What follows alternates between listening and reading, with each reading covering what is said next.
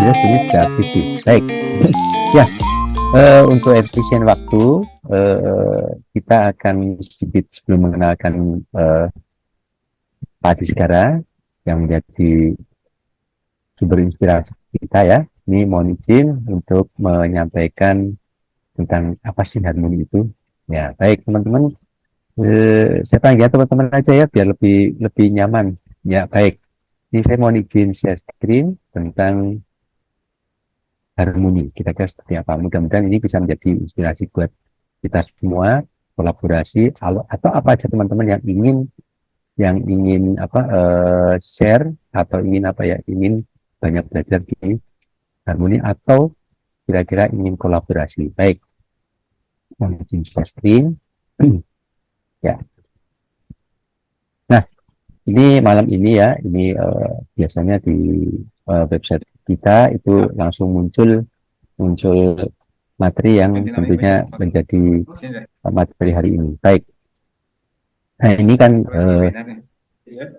harmoni ini tentang apa sih harmoni? Harmoni itu sebenarnya kita adalah awalnya adalah komunitas dosen sekaligus praktisi.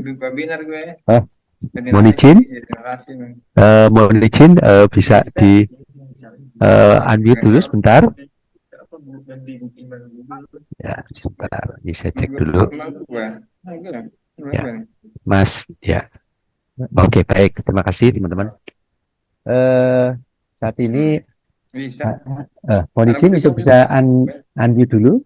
Ini Pak Jendro yang ampun bisa Pak Miri Pak. Oh ya, baik. Sebentar. Mbak Madiranya bisa di Ya, ya. Pak Jendro juga bisa ya, di hide. Oh ya, sebentar. Bisa kita cek. Bisa nih, bisa. Karena gue nyari waktu itu klik. Ini Pak. Baik. Saya cek Ini masih. dulu.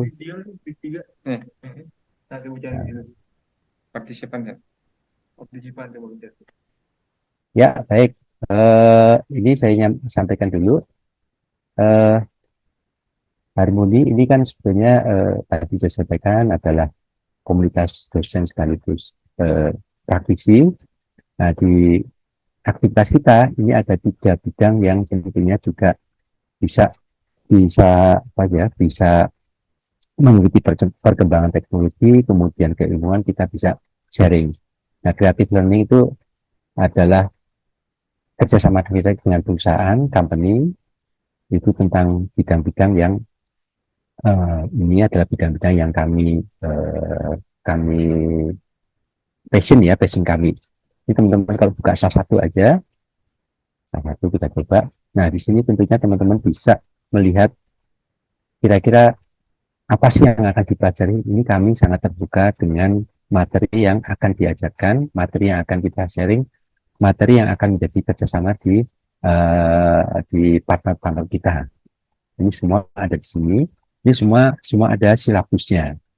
Kemudian yang kedua ini adalah selain bersama dengan company atau kementerian ya atau government, yang kedua itu ada kita punya creative project. Nah, creative project ini kita semacam ini. Nah, ini creative project ini tentunya berkaitan dengan ya seperti kita bikin film, animasi, infografik, kemudian company profile. Ini adalah klien-klien kita yang alhamdulillah ini kita juga bisa mensupport aktivitas mereka, branding mereka. Ini adalah bidang-bidang kami yang tentang apa ya supporting ke perusahaan. Ini ada sedikit contoh yang pernah kami kerjakan. Ya ini sampel sedikit aja. Sebenarnya kami masih banyak, tapi kira-kira teman-teman bisa melihat sendiri. Kemudian yang terakhir juga creative partnership. Creative partnership itu adalah kerjasama kita dengan kampus atau sekolah dan atau lembaga pendidikan. Dan di sini adalah kampus-kampus yang sudah bekerjasama dan terus bertambah. Di sekolahan pun sangat mungkin kami dengan senang hati bisa kolaborasi di mana untuk mengembangkan dunia training kira-kira semacam itu. Baik. Nah, terus yang lain lagi adalah coba ini. Coba saya coba cek barangkali ada yang lanjut. Oke, baik. Oh, ada yang masih masuk. Ya, baik. Untuk selanjutnya, ini kita juga punya trainer-trainer. Nah, trainer ini adalah partner kami yang juga sudah bekerja sama dengan kami dan itu ini kira-kira semacam ini terus bertambah dan kami berharap teman-teman juga bisa bisa menjadi bagian dari kami. Baik, untuk selanjutnya ini agar efisien waktu juga kita akan share tentang sebentar, ada yang baru masuk. Baik, ini dari kita perkenalkan, mohon izin Pak Adi untuk siapa sih beliau, kira-kira semacam itu. Baik, ini kita coba ya, dulu.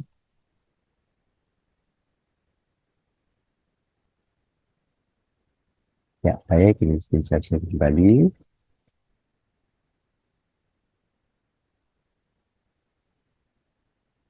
Ya, baik, ini agak sedikit depan.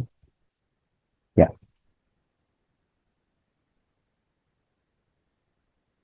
nah ini,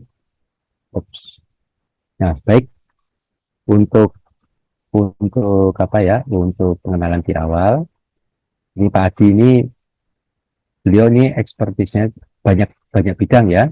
Beliau selain mengajar juga beliau ini praktisi di banyak perusahaan. Ini adalah bidang-bidang ilmu yang beliau kuasai dan tentunya next juga akan bisa bisa banyak banyak berkontribusi di dunia kreatif kira-kira semacam itu. Kemudian beliau ini juga menjadi konsultan, kemudian dosen di kampus negeri maupun di apa ya kampus negeri, baik di UI juga vokasi UI, sementara yang itu ya vokasi UI, kemudian beliau juga di kampus Trisakti, kemudian di UNJ. Ini adalah yang dibawa, ini adalah klien-klien beliau yang tentunya juga akan apa ya bisa menambah pasangan teman-teman untuk apa ya ya baik. Nah, pasangan teman-teman kira-kira bidang-bidang yang tentunya juga sangat kekinian, kira-kira semacam ini. Yang ini klien-klien yang telah beliau apa ya beliau kerjasama, kira-kira semacam itu. Nah, tentunya kalau dijelaskan satu-satu tentunya bisa sampai malam. Nah, tentunya kita supaya lebih efisien, monggo silahkan saya close dulu Pak Adi. Oh ya, sedikit saya tambahkan pula bahwa nanti pertanyaan-pertanyaan nanti akan kita kita tampung di eh, kolom chat. Kemudian nanti di tengah eh, acara, di tengah webinar nanti kami akan berikan berikan feedback form. Nah, di situ feedback form tersebut silakan diisi. Kemudian di terakhir ada sedikit soal yang tentunya akan bisa apa ya? Kira-kira sudah menyerap ilmu dari Pak Adi atau belum? Silakan diisi. Kemudian setelah diisi bisa kirim dari email dan itu akan insya Allah kita akan berikan sertifikat kira-kira semacam itu. Ya, baik. Pak Adi, monggo untuk selanjutnya waktu kami berikan sebelumnya ke Pak Adi. Ya kan Pak Adi? Baik Pak Jendro, terima kasih. Sebelumnya Pak Jendro itu peserta sudah di enable roomnya, ada yang masih Ya, belum ini atau yang masuk, masih. Uh, di udah di, masuk. di enable aja. Udah masuk. Baik. Udah masuk. Oke, baik teman-teman sekalian, Assalamualaikum warahmatullahi wabarakatuh semuanya. Semoga kita semua dalam keadaan sehat walafiat ya. Eh, Baik teman-teman sekalian, malam ini mungkin kita ada sharing ya, jadi saya lebih sharing mungkin kita nanti ada apa namanya bisa sharing pengalaman bertanya nanti terkait dengan UI UX dan khususnya adalah untuk usability testing. Nah teman-teman sekalian, saya izin share dulu, share dulu. Oke, sebentar.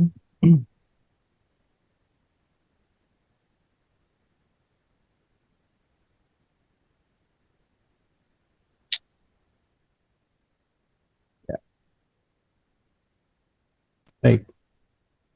Buat teman-teman pada malam ini sesi ini kalau misalkan memang apa Ini adalah sesi ini ya, sesi lanjutan sebetulnya. Kalau teman-teman yang baru mengikuti webinar UI UX, teman-teman sekarang bisa ngelihat di website kita di free webinar planning playlist ya. Di sini ada apa namanya, di awal-awal UI UX design interface ya, yang pernah saya sampaikan juga di awal. Jadi teman-teman sekalian bisa apa namanya, kalau nanti ada yang kurang jelas dengan seputar UI UX sebelumnya, Anda bisa mengecek di bagian website kami atau di channelnya di apa namanya, YouTube di Harmony ya, dari Harmony. Oke, jadi nanti pengantarnya adalah sebetulnya proses sekarang ini yang user testing adalah proses lanjutan gitu ya. Oke, tapi kita akan coba mulai dulu. Baik, saya izin share. Ya, oke. Ya, teman-teman, apakah kelihatan? Pak Jindro mungkin bisa buka unmute-nya kalau emang ada yang bisa, takutnya ada yang Ya. nggak jelas kelihatan. Apakah teman-teman bisa kelihatan Ya. atau bisa via chat boleh juga? Ya. Oke, silakan teman-teman kalau ada yang mau Pak. bertanya. Oke. Baik. Ke Pak Adi suaranya? Bilang Pak Adi. Pak Jindro tadi. Oh, bisa. Baik. Udah. Pak Jindro di soalnya. Oke. Ya. Ya, oke. Baik, teman-teman sekalian, ya, kita akan masuk ke UI UX usability testing. Jadi saya sebelum menjelaskan dulu nih apa itu usability testing, teman-teman sekalian pasti sudah benar mendengar yang namanya UI UX, dan banyak di luar sana mungkin persepsi tentang UI dan UX gitu. Tapi sebelumnya mungkin saya mau komunikasi dulu ya sebentar ya dengan mungkin beberapa dari Anda. Sebentar dulu. Ini yang sedang terbuka mungkin Mbak Nurul Anissa bisa chat atau unmute gitu ya. Menurut Mbak Anissa, yang Mbak Anissa pahami, sorry, ini Mbak Anissa dari mana nih? Dari kerja atau mahasiswa atau apa? Dari mahasiswa, Pak. Mahasiswa di STT Terpadu Nurul Fikri. Nurul Fikri Bekasi ya? Bukan, gimana nih? Bukan, yang di Jakarta Selatan. Oke, baik. Pernah dengar UI UX pasti ya, Mbak Nurul ya? Iya. Menurut Mbak Nurul, kira-kira singkat aja, UI UX itu apa sih gitu loh? Apakah itu sebuah alat, software atau apa gitu menurut Mbak Nurul? Atau apa gitu? Yang dipahami dulu. Intinya UI UX itu yang udah saya pahami dan pelajari, itu kalau UI itu user interface, berarti bagian desain-desain mockupnya dan lain-lainnya. Terus untuk UX-nya itu adalah user experience atau pengalaman dari penggunanya gitu. Jadi seorang UI UX designer juga perlu tahu pengalaman sebagai usernya, Pak, penggunanya gitu sih, Pak, menurut saya. Oke, luar biasa ya. Oke, mungkin saya minta satu lagi pendapatnya, apakah sama ya? Mungkin teman-teman, Mbak ada di sini, ada Mbak Mas Andre. Mas Andre bisa pendapat sebentar? Andre Nur Rahman ya? Andre Nur Rahman, ini rajin juga nih. Ini Mas Silakan Andre. Ya, Mas Andre, kita pengen samakan persepsi dulu nih ya. Mas Andre mungkin, atau yang lainnya mungkin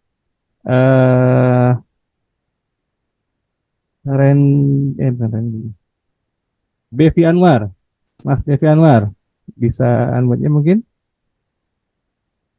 Mas Bevi Anwar atau Mas Firman mungkin, silakan. UI UX itu apa sih gitu? Saya pengen pandangan dulu dari Anda. Nanti kita samakan dulu persepsinya nih. Iya, halo, assalamualaikum. Ya, salam Mas Firman. Mas Firman. Iya, saya pegawai swasta. Oke, kalau boleh tahu di institusi atau di mana? Di apa? Di ya apa ya? Ya pegawai institusi, gimana Mas maksudnya? Ya, artinya menurut Mas Firman langsung aja deh. Kira-kira UI UX itu apa sih? Singkat aja gitu loh. Yang saya tahu sepintas ya apa ya mungkin lebih eh, konsep interfacing aplikasi ya dengan Aplikasi, interaksi interaksi. dengan user gitu ya. Oke. Mungkin itu yang saya paham Iya, iya. pintas. Oke. Baik, terima kasih masukannya. Oke, sekarang kita akan coba lihat ya artinya sebetulnya seperti apa sih. Soalnya banyak di luar sana ketika tanyakan, lo tahu UI UX gak gitu ya? Lo pakai iya pakai apa? Pakai Figma, pakai apa segala macam. Padahal nanti tidak hanya seperti itu ya. Kita akan coba lihat dulu teman-teman sekalian, perhatikan. Iya, UX dan user testing. Jadi sebelum UX saya akan coba dulu masuk sebagai, oke ini ada presidennya Alan Cooper ya dari presidennya Cooper. Beliau mengatakan bahwa humans have always been emotionally. Jadi memang manusia itu sangat-sangat secara apa namanya sangat emosi. Jadi sangat sangat sensitif sebetulnya ya, karena uh, ketika berinteraksi dengan apapun gitu ya. Oke, ya user experience ini bicara mengenai design about designing the ideal experience of using certain of product. Jadi ini bicaranya ideal. Jadi kalau bicara ideal sebetulnya ya nggak ada yang ideal ya, karena user itu beda-beda, orang tuh beda-beda gitu ya. Secara umum, user experience itu simpelnya how the people feel when they use product or service. Jadi ada yang bilang kalau UI itu how to see gitu ya, apa yang Anda lihat gitu ya. Kalau UX itu adalah how you feel ya, how you feel, apa yang kita rasakan. Jadi UI UX adalah gabungan antara apa yang kita lihat dan kita rasakan ya. Nah, tentu ketika yang kita lihat dan kita rasakan ini berkaitan dengan interaksi ya manusia dengan toolsnya. Oke. Nah, saya mau tanya dulu sebetulnya di sini ada 4 di mana UX design itu bisa ditemukan sebetulnya. Ada di mana saja? Yang pertama adalah di sebuah project yang kompleks. Jadi too many feature, jadi banyak fiturnya ya. Sebuah aplikasi yang fiturnya banyak ya. Misalkan dulu ketika muncul, contoh dulu mungkin teman-teman ada yang masih pakai Yahoo gitu ya. Yahoo itu kan website portal ya. Jadi berita ada, email ada, apa namanya? Shopping ada, segala macam, banyak fitur di situ ya. Kemudian juga apa namanya? Mungkin aplikasi-aplikasi lain ya. Apa kayak Gojek ada GoSend, GoFood, apa segala macam itu makin banyak, maka ini harus menggunakan atau UX bisa diterapkan di sini ya desainnya. Yang kedua, di mana kita bisa menemukan UX adalah pada startups. Ya, startup ini rintisan ya, banyak perusahaan startup. Kenapa? Karena startup ini kan ngeraba ketika dia baru mulai ya usaha, dia kan belum tahu tuh ya kayak apa segala macam. Nah, maka dia harus menggunakan UX. Nah, sebetulnya UX ini apa sih? Nanti kita akan lihat ya. Jadi ketika apa namanya mau berinovasi ya, bagaimana bisa memahami apa yang kita buat segala macam ya, kita masih meraba ya, karena itu kita harus menyiapkan memang rancangannya experience untuk user. Nah, yang berikutnya adalah di mana UX dapat temukan yaitu pada project yang budget tertentu. Ya memang di sini ada project-project ya, apa namanya alokasi anggaran yang memang bisa ditentukan hanya pada bagian apa namanya tertentu dari sebuah aplikasi ya, bisa aja gitu. Jadi enggak semuanya bisa aja. Dan yang terakhir adalah pada long project. Ya ini project yang sifatnya dia berjalan terus ya, berkembang terus. Contoh misalkan kita tahu bahwa kayak Gojek ya, sebelumnya kan belum ada tuh Gojek ganti tujuan ya, sekarang udah ada ganti tujuan. Nah, kenapa nggak dari dulu dari awal gitu ya? Kayak karena emang kebutuhannya waktu itu belum ada gitu ya, atau sudah ada tapi belum sedikit. Nah, sekarang ketika sudah ada maka akan berubah lagi ya. Banyak fitur-fitur baru yang tujuannya adalah memudahkan user sebetulnya. Nah, itu artinya bahwa UX bisa temukan pada project yang sifatnya dia long, berjalan terus. Ya, saya nggak tahu, kita nggak tahu nih nanti ya Grab atau Gojek itu nanti di depannya banyak fitur apa lagi yang tentunya memudahkan gitu ya. Nah, teman-teman sekalian, ini dia UX design process. Jadi sebetulnya saya lebih suka bilang UX design proses ya. Padahal kalau dibilang kenapa sih yang benar UX atau UI UX segala macamnya, ya, sebetulnya satu proses. Anda lihat di sini adalah UX design itu sebuah mekanisme, sebuah proses tadi bagaimana mencari yang ideal ya, bagi ideal, sebuah proses di mana ini belum mulai sebagai pengembangan produk gitu. Misalkan kalau dia mengembangkan aplikasi mobile atau web gitu itu sebelumnya. Jadi sebelum ke langkah pengembangan. Jadi masih langkah yang namanya bisa dibilang adalah langkah rancangan ya, langkah feasibility study ya, langkah untuk bagaimana nanti apakah ujungnya nanti di testing yang kita akan pelajari ini apakah sebuah aplikasi itu layak untuk dikembangkan atau tidak gitu. Jadi sebuah aplikasi layak atau tidak dikembangkan ya prosesnya seperti ini. Jadi UX adalah sebuah proses, sebuah mekanisme. Jadi bukan sebuah software. Bahwasanya di setiap langkahnya punya software, iya ada beberapa langkah yang menggunakan software pasti. Ya nanti di Figma di mana ya? Yang namanya Adobe XD di mana ya? Gitu ya. Yang namanya mungkin Protofy di mana dan seterusnya. Ya baik. Nah, mungkin saya singkat aja. Ini kalau Anda ingin lihat nanti di lebih detailnya, Anda bisa lihat di dalam channel di Harmoni ya, di yang kalau nggak salah di webinar pertama ya tentang UI UX design. Oke, ada 4 langkah besar tentunya ya, yaitu langkah analisis, langkah desain, prototype dan tes. Jadi ujungnya tes. Ya, kenapa tes gitu ya? Kenapa tes gitu ya? Karena nanti ujung-ujungnya semua ini harus sebuah rekomendasi ya kepada pengambil keputusan apakah sebuah aplikasi ini yang rancangannya kita buat itu sudah layak atau tidak untuk dikembangkan. Makanya ada research ya, research itu kan dari kata dan search ya. Lagi, secari. Jadi cari lagi ya. Nggak ada riset yang gagal ya, tapi adanya yang belum selesai gitu ya. Jadi seperti itu. Baik. Kita akan coba mulai di sini. Mungkin saya bantuan untuk ya. Oke, yang pertama langkahnya atau prosesnya adalah ini stakeholder. Ini bicara mengenai konsep bisnisnya, validasinya apa, konsep bisnis mau ngapain lah istilahnya ini mau bikin apa sih gitu ya. Misalkan kalau dia seorang pengusaha restoran gitu ya, masa mau bikin aplikasi nih biar bisa online segala macam gitu ya. Nah, itu awal dasarnya. Atau usaha apapun. Nah, sebetulnya UX ini juga perlu tidak perlu juga. Misalkan gini, ada di tempat di rumah kita itu ada tukang ketoprak atau nasi goreng ya di rumah ya. Oh, supaya saya bisa user memahami aplikasi, saya mau bikin website deh buat nasi goreng saya. Ya nggak perlu gitu. Jadi pakai WA udah selesai gitu kan komunikasinya ya. Jadi sekali lagi ya UX ini ditemukan di mana ketika tadi ada 4 tadi ya, ketika diantaranya adalah ketika memang fitur itu banyak kompleks sehingga user tuh biar nggak bingung tujuannya gitu ya. Tapi kalau nasi goreng atau tukang ketoprak malam-malam itu kan ya cukup pakai WA selesai ya seperti itu. Nah berarti UX-nya si WA yang selama ini sangat bagus sekali kan. Kalau Anda cek di aplikasi Anda gitu ya, di HP Anda mungkin ya, aplikasi mana yang sering digunakan nomor 1 masih WA. Nah, itu menandakan bahwa sebegitu friendly-nya WA yang Anda gunakan. Padahal juga ada Telegram dan yang lainnya ya. Gitu. Baik, jadi yang pertama langkahnya adalah ini langkahnya si yang punya bisnis ini mau ngapain dulu. Ya, yang kedua adalah langkah dari UX proses adalah ya business feasibility. Ya, ini berkaitan dengan misalkan ada target audiensnya siapa, kemudian prosesnya budgetingnya bagaimana, apakah sebuah aplikasi itu mau dikembangkan mobile atau web dan mobile, itu harus diputuskan dulu ya dari proses bisnisnya tadi.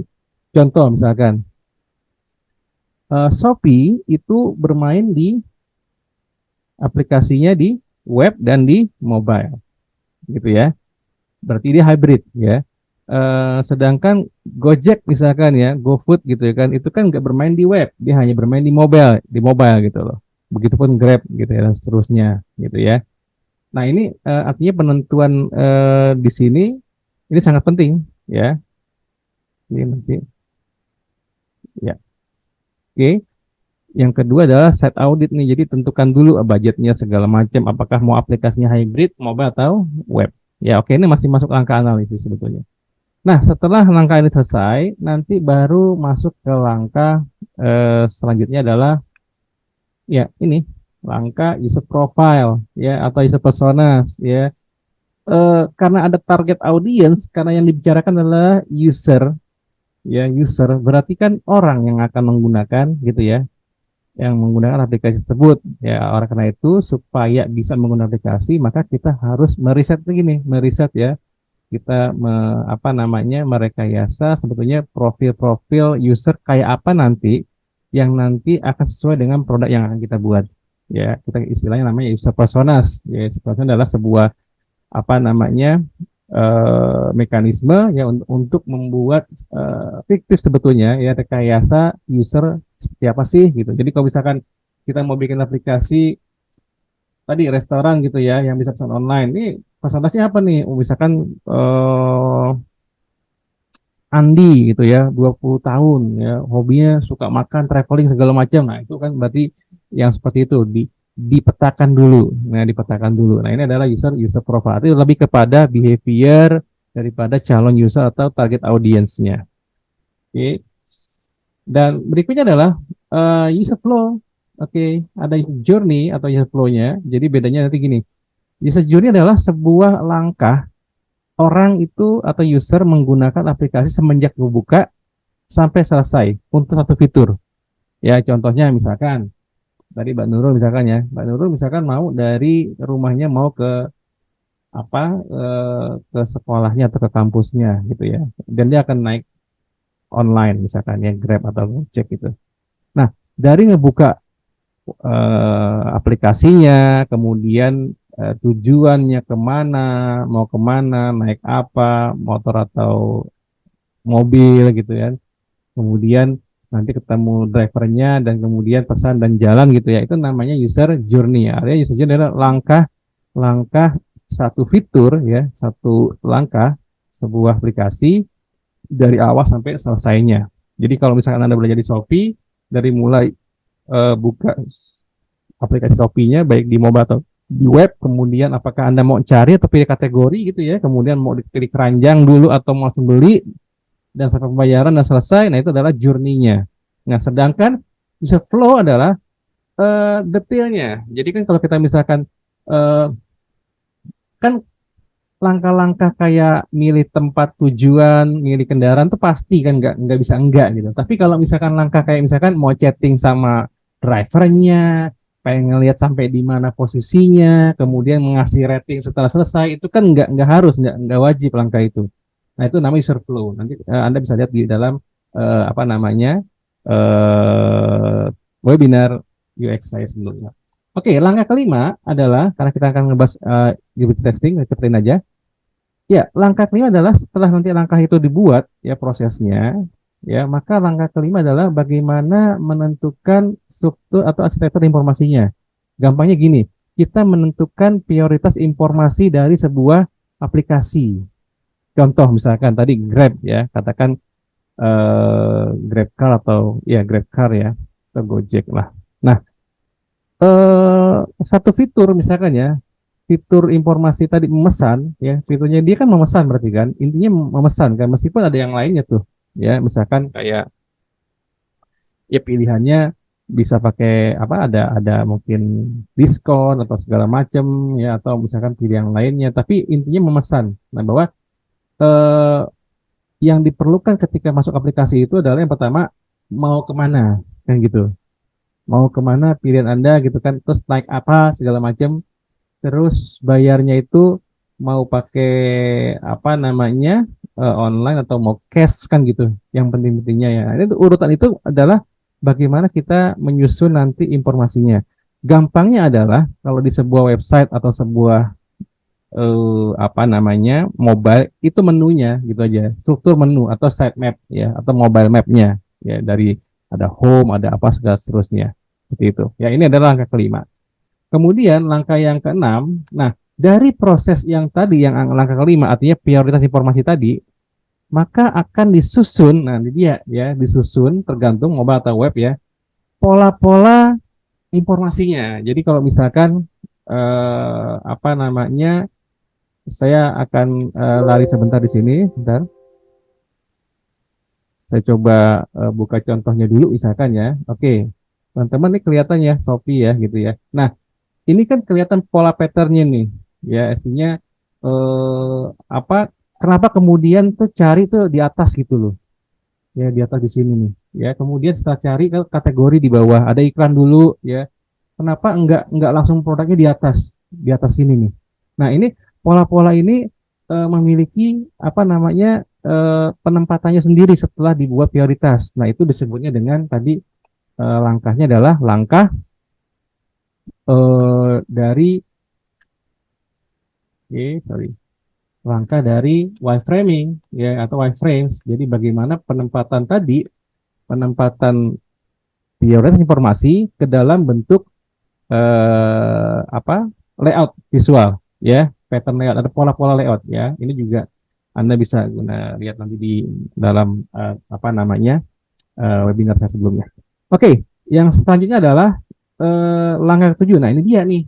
Jadi sebetulnya kalau tanya di UI UX itu ya, langkahnya si UI itu dimulai dari yang ke-6 sedikit ya. Sebetulnya ada karena ada layout di situ ada yang menggunakan pattern layout. Nah, sebetulnya yang kelihatan mulai di sini nih. Jadi bagaimanapun kan mesti kelihatannya gitu kan. Jadi namanya visual design langkahnya. Di sini ditemukan bagaimana elemen desain ya, seperti garis, warna, huruf, shape, space ya dan seterusnya itu bertemu dengan prinsipal. Prinsipal desain itu adalah kayak balance, contrast, harmoni, kemudian unity, repetition. Artinya bagaimana kalau elemen bicaranya adalah yang elemen ini tadi bagaimana apapun yang kelihatan di sebuah visual Ya, ini. aplikasi namanya Oh, elemen. silakan Pak Di. Tadi sempat nge-lag.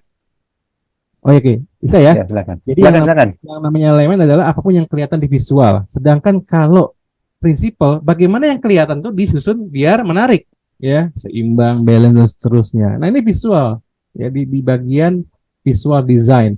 Di sini toolsnya ketemulah bisa pakai mungkin ya pakai Photoshop, Illustrator, bisa juga Figma di sini sebagai visualnya. Figma juga bisa digunakan pada wireframing gitu ya untuk menyusun peta layoutnya atau apa namanya pola layoutnya dan biasanya disusun untuk yang informasi arsitekturnya itu berupa cast sorting pakai FigJam gitu ya. Nah ini nanti sendiri lagi. Nah kemudian secara visual ujungnya apa nih mockup ya ujungnya mockup nih mockup. Nah mockup ini kemudian setelah selesai masuk langkah ke-8 ini ke proses desainnya ke proses masih di desain kan akan disimulasikan. Nah, dia akan masuk ke prosesnya namanya prototyping. Nah, jadi prototyping ini adalah seolah-olah seakan-akan atau testing simulasi bagaimana mockup itu kalau diklik sesuai dengan arahan dari informasi arsitektur. Jadi struktur daripada peta situsnya atau mobile mapnya atau apa namanya site mapnya ya disesuaikan ya kayak diklik pindah ke sini ke halaman ini dan seterusnya ini namanya prototyping dan kita di sini banyak kenal ya orang banyak kan ketika tanya lu UI pakai apa pakai Figma pakai apa nah ini bisa di sini nih bicaranya ya di prototype ya untuk mengklik bagian ini dan seterusnya gitu ya jadi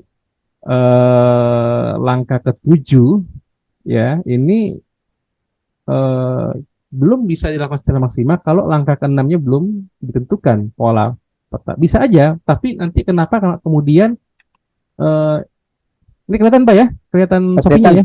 Sofinya ya? Iya. Bagaimana kemudian ini kok set di atas gitu kan? Karena emang orang sebagian cari gitu loh. Anda kan nyari ya kecuali ada iklan di sini ya.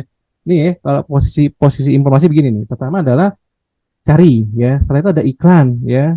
Ada kategori di sini dan kategori lagi dan ini ada produk-produk yang apa istilahnya utama gitu ya. Ada kategori lagi di bawahnya. Ini kenapa nggak kategori di atas? Nah itu jatuhnya di informasi arsitektur. Nah supaya terkait polanya, itu nanti ada 3 pola tuh ya. Pola Z, pola Gutenberg dan seterusnya. Nanti Anda bisa lihat lagi. Oke, kembali ke sini dan langkah. Nah, terakhir setelah prototype apakah selesai? Nah, ini dia yang jadi masalah. Rata-rata orang saya kebetulan melatih training ya untuk baik di perusahaan, di kementerian atau di pemerintahan itu sebagian besar hampir 90% gitu ya. Itu bisa dikira mungkin 12 tahun terakhir itu kebanyakan orang IT dan programmer kebanyakan tuh yang bikin web, bikin mobile gitu ya. Nah, Kenapa? Karena mereka belajar lagi tentang UX-nya. Jadi waktu itu mereka aplikasi itu bikin, biasanya pakai template yang sudah ada, ya nggak ada kajian untuk UX-nya, ya, bagaimana struktur informasi yang baiknya, kemudian supaya informasi itu mudah dipahami secara runtutannya, urutan sesuai dengan struktur informasinya, bagaimana pola yang digunakan, apakah polanya parsial atau dia continuous dan seterusnya. Nah, kemudian desainnya belum lagi desainnya. Nah, kadang-kadang orang desain juga ya, yang memang bisa mendesain, karena dia tidak memahami struktur informasinya, ya kelihatan bagus aja. Jadi oh ini bagus, tapi informasinya nggak jelas, malah bisa yang akhirnya yang semestinya penting jadi nggak ditonjolkan, yang nggak penting jadi ditonjolkan. Nah, itu kadang-kadang jadi masalah komunikasi juga di antara orang desain sama orang pengembangnya. Dan langkah daripada jadi UX ini bukan langsung jadi website ya teman-teman sekalian. Jadi bukan langsung bikin menjadi, bukan. Ini mirip ketika kita bikin film, itu ada langkah yang namanya storyboard. Paham teman-teman ya, storyboard. Jadi storyboard itu tujuannya adalah kita bisa apa ya? Kan nggak mungkin kita bikin film nih, udah syuting habis, wah ini salah ininya kayaknya nggak cocok, kita ganti yang lain aja deh. Kan nggak mungkin begitu. Sangat mahal sekali biayanya gitu kan, bayar artisnya, bayar peralatannya, timnya, krunya segala macam. Pasti menggunakan yang namanya apa namanya? Menggunakan storyboard dulu. Dilihat storyboardnya bagaimana ya, storyboardnya, nah gitu kan. Setelah itu baru nanti kita kalau udah deal, nah baru dibuat filmnya. Nah ini sama nih ya, seperti itu juga ya. Sampai ujungnya di prototype. Oke, bentar ya. Ya, sampai nanti ujungnya di prototyping. Jadi ini kalau udah di prototype mau ngapain kan gitu. Maka dia harus di testing. Ini dia nih, harus di tes. Kenapa? Ya karena memang secara keseluruhan ujung daripada jadi UX design proses adalah sebuah mekanisme yang ujungnya adalah sebuah referensi gitu loh ya. Referensi keputusan apakah layak atau tidak, atau menjadi sebuah referensi bagi manajemen pengambilan keputusan ini layak dikembangkan atau tidak. Nah, setelah oke atau ada perbaikan, balik lagi dia. Misalkan apakah permasalahan di informasi titurnya, apakah masalah di sejurnya salah atau masalah di desain. Nah, dia akan meriset lagi. Kalau sudah oke, nah, silakan. Nah, untuk mengetahui sudah oke atau tidak, nah kadang-kadang di sini yang teman-teman yang buat website itu ya, itu dites setelah jadi dikembangkan. Nah, itu kan sebetulnya ya itu ya, quality assurance ya, artinya udah dikembangkan nanti ada tes lagi, itu namanya tes apa namanya tes assurance ya, jadi acceptance test namanya. Jadi apa ini yang sudah dikembangkan sudah selesai, silakan dites kayak gitu kan. Nah, ini kalau UX bukan itu. UX adalah proses apa namanya yang ujungnya adalah nanti testing untuk perancangan, bukan pengembangan. Nah, makanya ujungnya adalah user testing. Yang ini kita akan coba bahas, ya, teman-teman ya. Baik. Oke, saya coba clearkan dulu.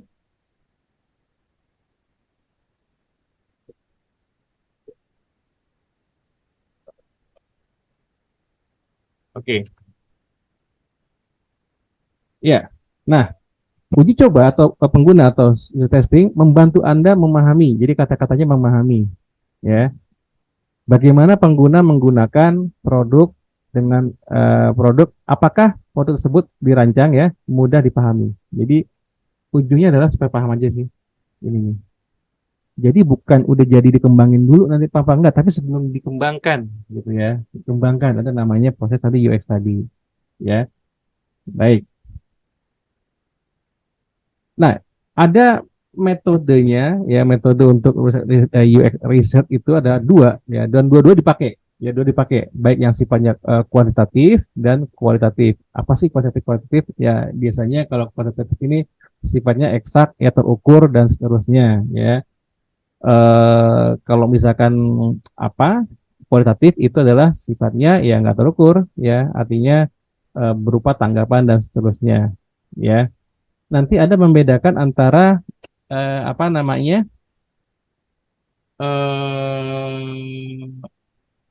testing user test dan juga usability test, itu beda. Kalau user test ya user ya, karena kan ini user yang bikin user yang nerima user ya, maka ada sifat user apa tadi behaviornya ya, mungkin dia lalai, lupa, apa, buru-buru segala macam ya dan seterusnya, itu user sekali.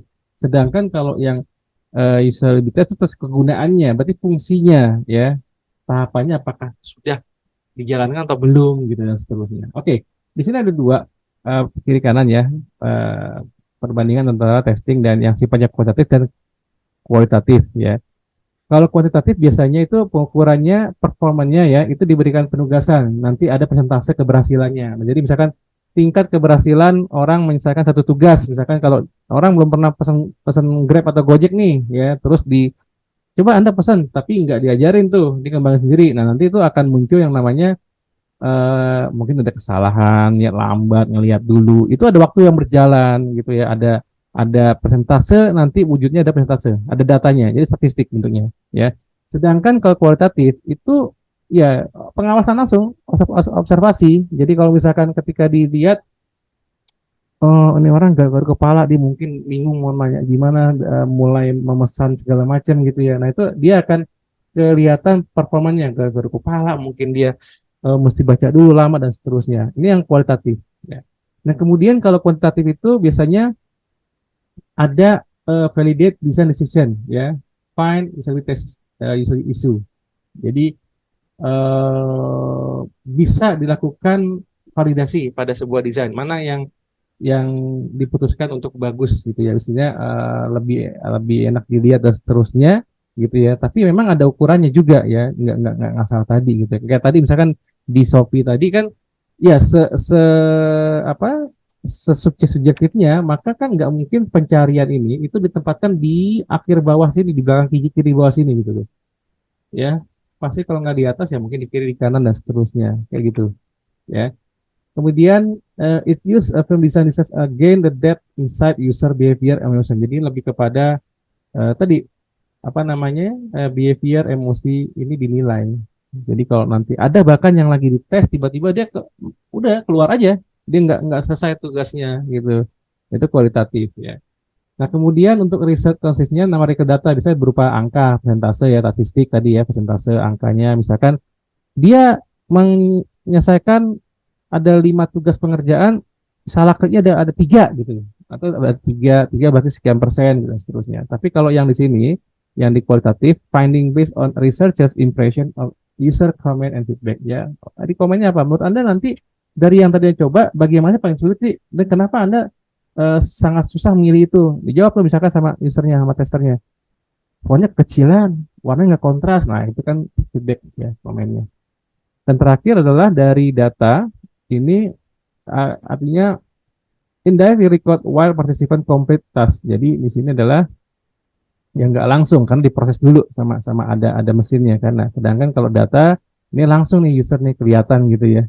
Jadi nggak, kesimpulannya itu nggak langsung. Meskipun cepat ya, tapi sebetulnya nggak langsung ya. Tapi kalau ini dia langsung. Oke. Nah, berikutnya ini kita lihat dulu. Langkah pertama dalam pendidikan kegunaan seharusnya ya selalu mengetahui apa yang ingin Anda capai darinya. Jadi ya mesti tahu dulu tujuan buat ngapain. Jadi di testing nih buat apa ya. Jadi mesti kita buat kategori tujuannya, pengujiannya ya, untuk apa. Misalkan tadi Anda bikin aplikasi pemesan makanan ya di restoran Anda gitu ya. Tujuannya adalah misalkan seberapa lama orang mau pesan makanan atau milih menu gitu ya. Nah, itu kan bisa dilakukan dulu ya. Atau misalkan bagaimana mau menguji apakah menu mana yang sering dipilih atau dan seterusnya gitu. Nah, nanti juga ada yang namanya apa namanya, responden ya, artinya yang ada demografi dari user yang akan dites tentunya. Jadi tes di sini adalah tes bukan aplikasi jadi, tapi tes rancangannya di UX-nya, ya, di UX testingnya. Ya bisa berupa demografi, itu kan bisa negara, gender, ya mungkin pekerjaan, ya atau mungkin hobi dan seterusnya. Oke, ini saya lewatin aja kategori, saya cepetin aja ya di sini ya. Artinya dalam tentukan tujuan itu ketika kita mengajukan pertanyaan ya untuk starting mulai riset itu pertama ya harus relevan dengan produknya ya. Jadi harus relevan apa namanya tujuan kenapa kita melakukan usability ya. Kemudian eh, user sendiri ya, siapa akan menggunakan tadi ya, berapa apa gendernya, siapa apa kebanyakan apa gitu ya. Terus mungkin pekerjaan database-nya apa, mungkin pendidikannya apa juga, umurnya berapa segala macam ya. Berikan yang masih banyak mungkin ya, demografi, lokasi kalau memang dibutuhkan gitu ya. Nah, ini kan untuk nanti pemetaan eh, pelanggan. Ya, kemudian suksesnya. Jadi apa konsep Anda tentang kisah produk ini ya? Jadi misalkan kalau kita pesan Grab naik naik apa namanya naik Gojek atau Grab kan yang penting berhasilnya ketika orang tuh mesen gitu ya, datang kemudian dia bayar selesai gitu ya. Kadang-kadang nggak ngelihat juga tuh sampai turunnya, dilihat dulu sampai di mana ya, pokoknya sukses gitu istilahnya sampai ke sana. Dan tentu sukses di sini tidak bukan hanya pada kliennya tapi pada aplikasi Anda sendiri. Misalkan di situ ada rating segala macam yang nanti ada yang isi dan enggak gitu ya. Nah, itu kan sebagai poin-poin kalau emang Anda dianggap itu sukses ya, orang itu sampai dengan memberikan bintang gitu ya, itu tentukan juga ya.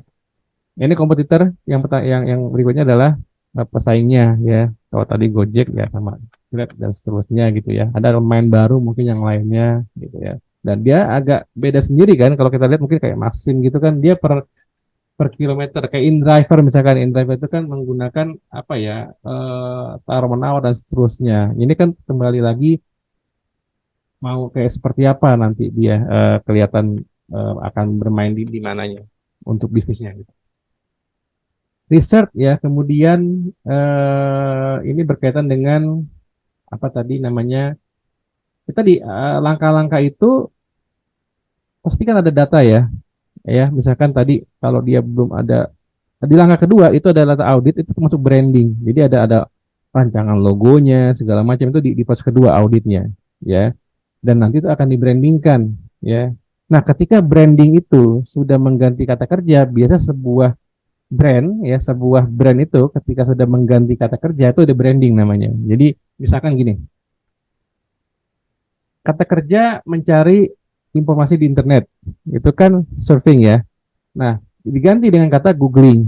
Jadi dari Google kan produk ya, dari brand kan Google jadi googling. Saya pengen naik ojek online, ya kan? Kan gampangnya adalah nge-Grab gitu loh. Kita nge-Gojek. Lo nggak nge-Gojek? Lo naik apa? Gue nge-Grab. Nah, nge-Grab. Jadi brand Grab-nya itu udah branding, udah jadi kata kerja, udah mengganti kata kerja, ya.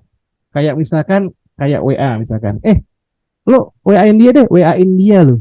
WA-in dia. Jadi lo kirim pesan deh ke dia via via Messenger sosial media, kan ribet kan gitu. Nah, akhirnya kan lo WA-in dia deh, WA-in. Berarti WA nih udah ya udah kuat brandnya gitu loh. Kalau minum pakai apa? Ya Aqua aja dan seterusnya.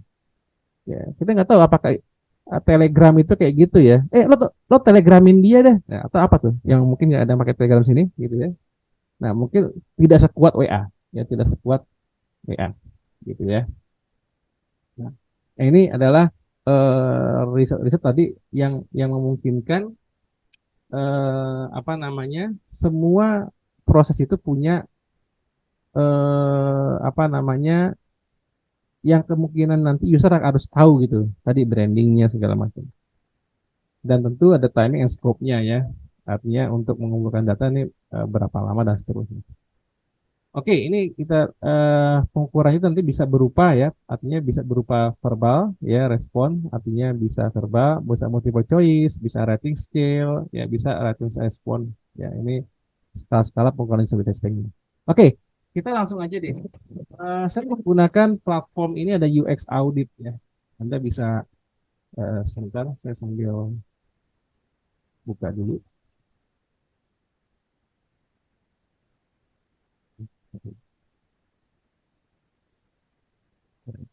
Bentar ya. Baik. Oke. UX audit.io ya.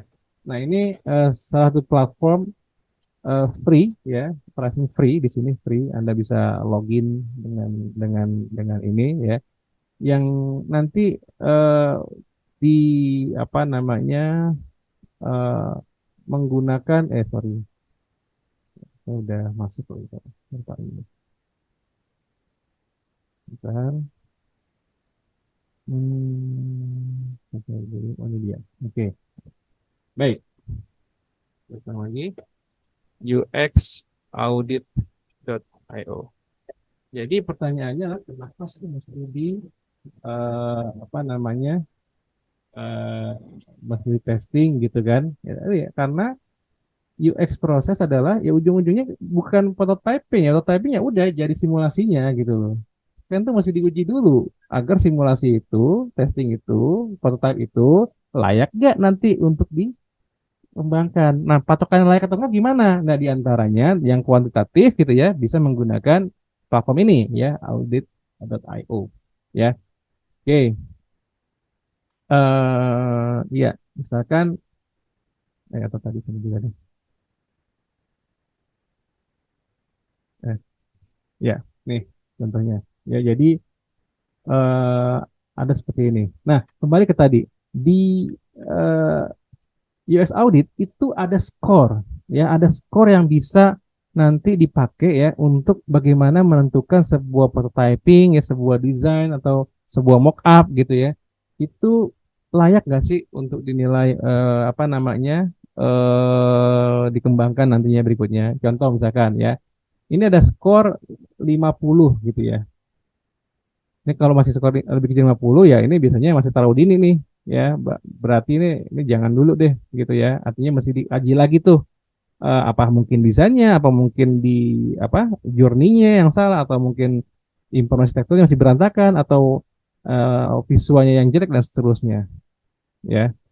Kalau skornya ada 50, 51, 60 ini biasanya oke lah, ini ada kemungkinan besar kesimpulannya Anda dapat tarik hasil uji cuma karena faktor acak nih. Jadi tidak mencerminkan perilaku pengguna yang sebenarnya. Jadi ya masih 50-50 juga sebetulnya ya.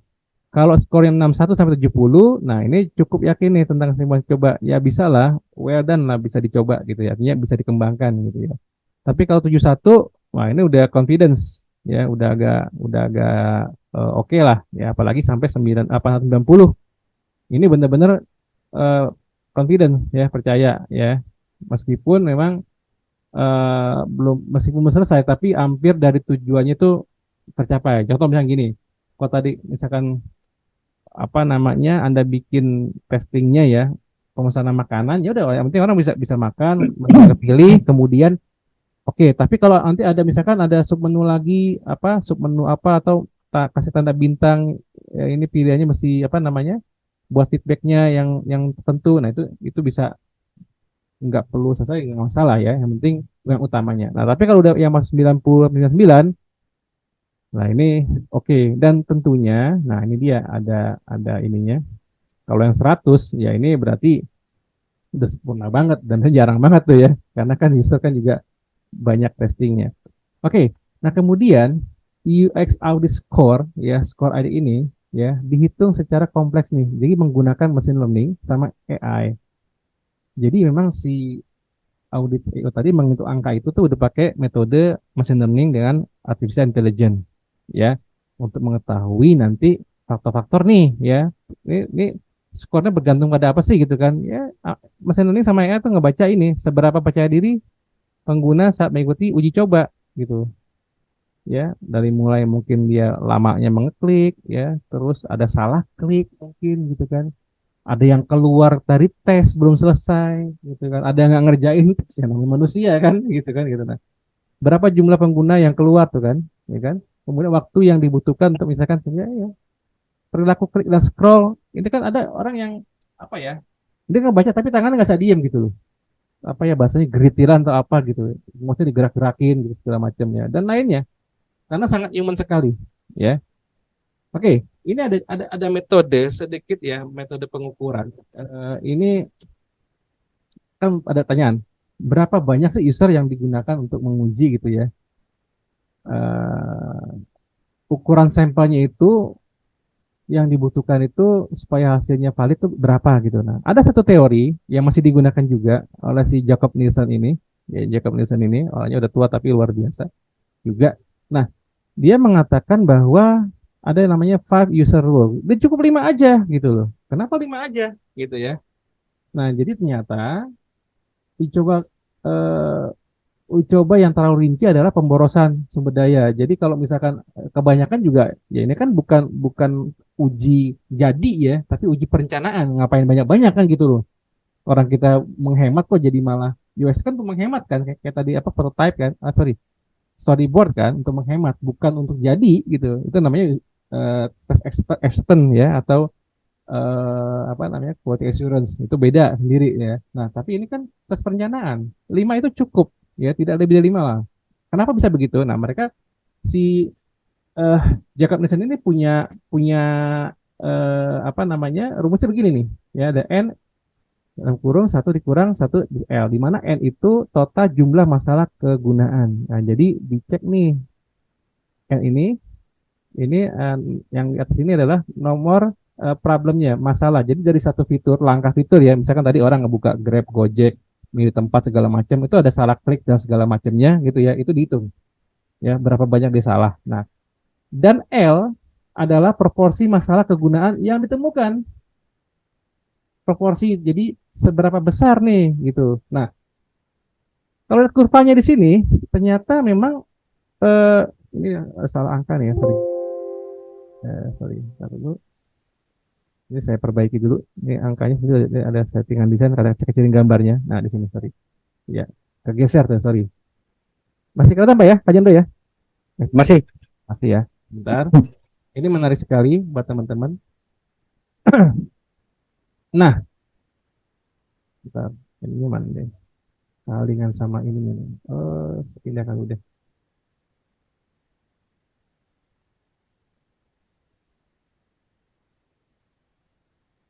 Ya.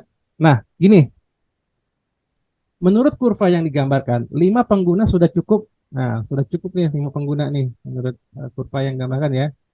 Untuk menemukan 85% masalah kegunaan dalam desain. Jadi setelah hasil penelitiannya tentu sih Nissan melakukan banyak banyak penelitian ya, tapi rata-rata adalah biasanya tadi apa yang L nih proporsinya ya itu sekitar 0,31 jadi 30% lah ya. Kalau 30% dari sekitar 15 nih misalkan sepertiganya ini sampai di sini ini udah akan sama aja nih ke sana nantinya nih. Artinya cenderung sama. Ya ini nomor number of test usernya ini adalah masalah yang ditemuin kan gitu kan. Nah, jadi ini berarti setidaknya satu pengguna akan menemukan sepertiga masalah kegunaan.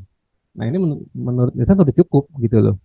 Udah bisa. Nanti masalah di mana kan tinggal dicek gitu kan. Dia bisa bisa komen kan misalkan entah mungkin fontnya nggak jelas, warna dan segala macam nggak jelas gitu ya. Nah, ini dirata-ratain sama dia gitu. Nah, kemudian eh, apa namanya? Pointer lagi.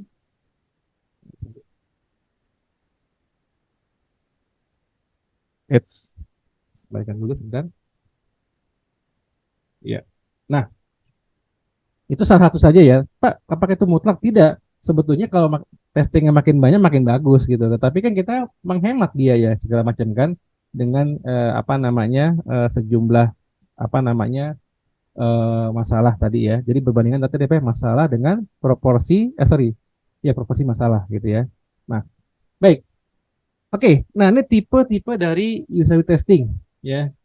Saya gunakan dua metode yang terbesar aja, sorry, dua framework ya. Ada UX audit, ini dari yang first click, ada first glance, questionnaire, ada A/B test, dan ada yang dari Maze yaitu prototype test. Ya ini lebih kompleks lagi.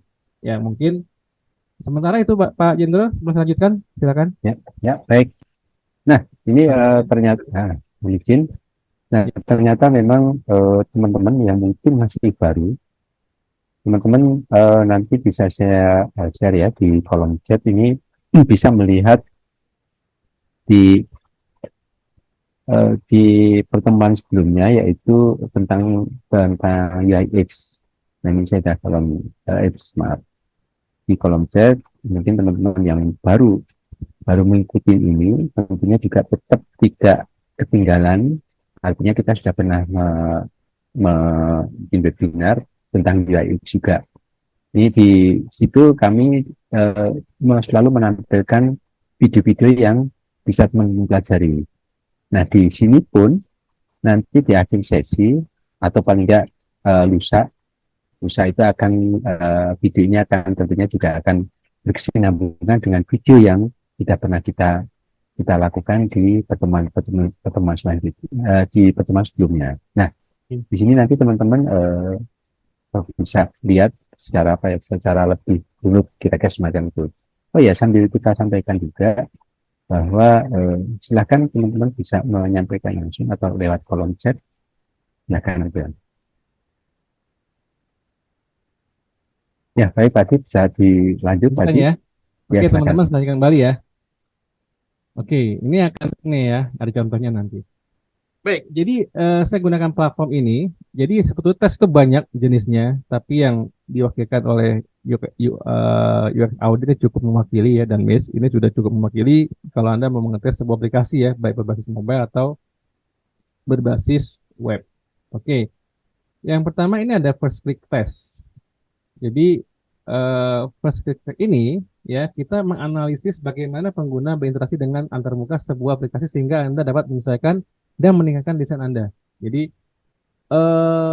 pokoknya digunakan first click ya. Ini contohnya ada sebuah kayak banner atau menu gitu ya. Klikan pertama gitu ya. Nanti ada responnya gitu. Kenapa dia mengklik itu gitu. Ya bagaimana dia kenapa dia mengklik bagian ini. Ini ada hitnya. Jadi disebarkan ke testernya. Kemudian nanti ada data di sini berupa statistik ya. Ini berupa infografik ya. Ternyata yang banyak diklik itu alasannya ya? Alasannya adalah ini kan ya, what made you click there? Ya, untuk apa Anda klik di situ? Ada yang beli now segala macam. Nah, ternyata yang paling banyak ya sell, want, price, see gitu ya.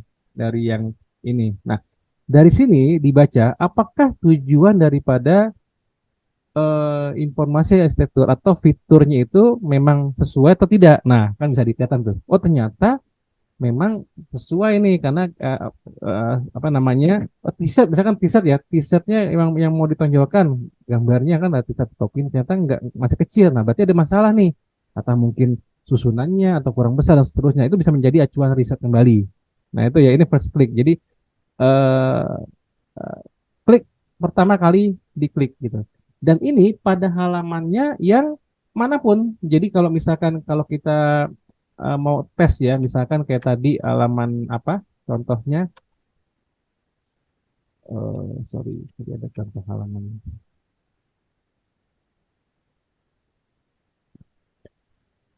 Nih misalkan ya, Shopee ya, ini kan halaman home-nya ya. Ini bisa halaman ini, saya klik lagi ke dalamnya. Nah, bisa halaman sub-nya lagi, kayak gini nih, ya. Atau saya mau gunakan misalkan masuk ke dalamnya ini.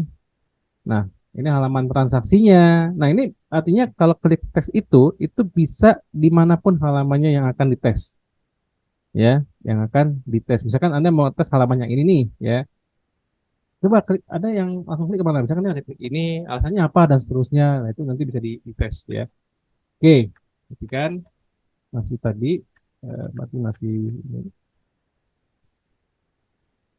Nah, itu dari yang first click. Jadi pokoknya sekali klik aja. Yang pertama dilihat dari sebuah desain, sebuah fitur halamannya itu apa dan diklik kenapa klik itu gitu ya.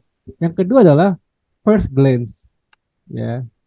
First glance ini ya biasanya buat desain beranda, halaman pendaratan, landing page atau apa namanya intro ya, CTA, call to action ya. Jadi beda sama yang tadi nih. Ya contohkan lagi adalah begini. Tadi ini Shopee-nya saya refresh ya. Nah, ketika saya refresh biasanya home-nya ya.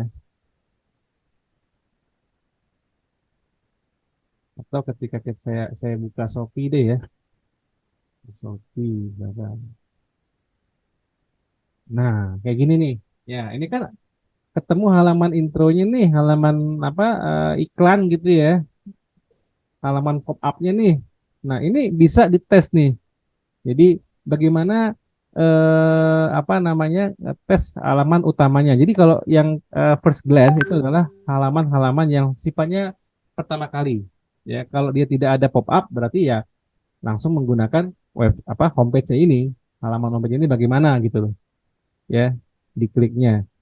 Dan apa namanya eh, pendaratan tadi ya, dimanapun kesan pertama menjadi penting. Ini biasanya ada 5 detik pertama orang lihat. Ya, contohnya ada pertanyaannya di sini nih. Ini contoh websitenya misalkan, what do you think the website was about? Ya, jadi ini website apaan sih? Gitu ya, kitanya ya. Apakah marketing website, development website, freelance? Dikasih pilihan, ya, atau memang selalu ada pilihan I did not understood. Bisa aja, karena selalu begitu. Saya bisa kalau bikin testing tuh biasanya ada pertanyaan kan apakah ini menarik gitu ya, menarik, sangat menarik, tidak menarik, cukup, jelek, bahkan tidak tahu. Jadi selalu ada kata tidak tahu. Jadi orang kan memang ada aja yang nggak tahu kan, ada nggak tahu tuh ada dua ya, ada yang memang dia nggak tahu benar-benar nggak tahu, ada yang tidak mau tahu masa bodoh gitu ya bisa aja. User lagi-lagi kan human kan. Nah, kenapa seperti itu? Nah, artinya nanti responnya berupa bentuk grafik apa namanya chart seperti ini ya. Jadi first first glance ini biasanya dibedain sama yang klik. Kalau klik itu bisa di menu mana, mana aja, di fitur manapun gitu ya, pada halaman manapun. Tapi kalau yang khusus untuk yang first glance test ini hanya untuk halaman utama landing page atau ketika dibuka websitenya. Ketika Anda buka Grab pakai aplikasi mobile keluar iklan misalkan ya, Oppo diskon 80% misalkan gitu. Nah, itu kan itu gimana tuh ya apa namanya ditanyakannya seperti itu. Dan biasakan memberikan pertanyaan tuh yang terukur ya. Maksudnya bukan bebas esai gitu ya, tapi tidak kok esai itu yang tadi. Ya, tapi kalau ini kan ditentukan jawabannya. Misalkan eh, tadi development agency, freelancer, alamatnya apa sih gitu ya, kayak website apa sih gitu ya. Nah, ini ditentukan gitu. Biasanya first glance ditentukan. Oke, sorry, first glance. Nah, sekarang kita lihat matikan dulu di sini. Yang berikutnya adalah ya kuesioner. Nah, ini udah umum, ini paling umum ya. Ya, kuesioner itu artinya digunakan untuk berbagai jenis desain lah ya. Cukup unggah gambar, masukkan pertanyaan. Ini paling banyak kalau pakai Google, pakai SurveyMonkey, pakai apa tuh namanya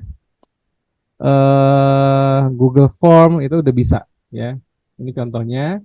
Terus pertanyaannya gini, saya pindah dulu. Pertanyaannya misalkan, what do you think this website about gitu ya. Rantingnya seperti apa sih gitu ya. Nanti kelihatannya dia kelihatan ini ada apa ada pilihan juga ya looks good segala macam nanti ada grafiknya juga. Ini testing biasa lah. Nah mungkin saya contohkan lagi ada beberapa contoh dari yang pernah dikerjakan sama mungkin yang saya pernah ajarkan. Ini contoh nih, ini ada produk dia bikin 12 respon ya. Ini dia gunakan ya first click ya. Ya first click.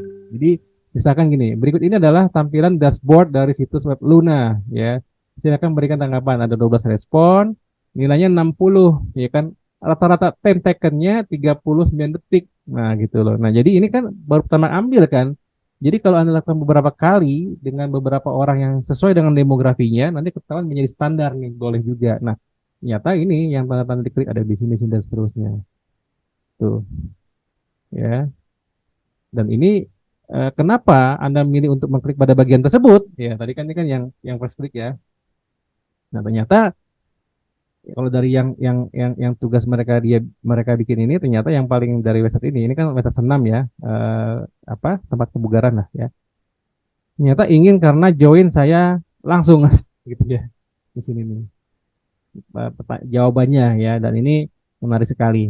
Sehingga kita bisa melihat tadi 60 apa tuh berarti gitu kan. Nah, kita lihat aja 60 itu berarti gimana tadi tuh apa di dalam ininya nih. Ternyata 60 itu ini dia ada kemungkinan besar bahwa kesimpulan yang Anda dapat tariklah hasil uji coba hanyalah karena ada faktor acak aja atau mungkin kurang banyak orangnya bisa jadi gitu ya. Atau Anda berarti belum confidence lagi bisa mencapai target yang diinginkan, informasinya dan seterusnya. Ya, nah ini dari yang kuesioner tes. Ya, berikutnya adalah A/B test. Nah, ini nih yang sering orang kadang-kadang salah pemahaman nih. A/B test itu bukan after before ya. Tentang A/B testnya after before gitu. A/B ya A dan B gitu loh. A dan B. Biasanya uji A/B sangat bagus untuk memilih antara dua variasi logo. Jadi dia ya bisa skema, bisa apapun ya. Itu bukan ngebandingin misalnya gini. Homepage-nya Shopee dengan homepage-nya Tokopedia itu nggak bisa gitu loh. Ya, itu bukan A/B test. Itu satu udah memang sama-sama homepage tapi udah beda brandnya, beda gitu loh. Nah, kalau mau membedakan misalkan ya homepage-nya Shopee ya dengan desain yang satu dengan desain yang dua misalkan gitu. Ya, contoh tadi misalkan halaman Shopee misalkan ya. Nih, ini yang satu gitu ya. Nah, misalkan halaman satunya seperti ini gitu ya. Nah, halaman keduanya misalkan, nah, ini saya coba capture ya misalkan ya. Capture aja. Nah, misalkan halaman keduanya saya pengen eh,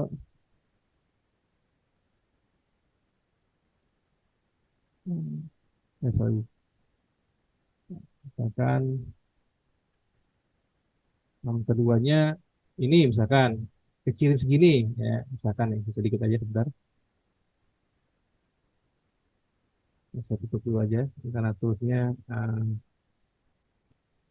misalkan gini ya, ini atau cepat aja ya.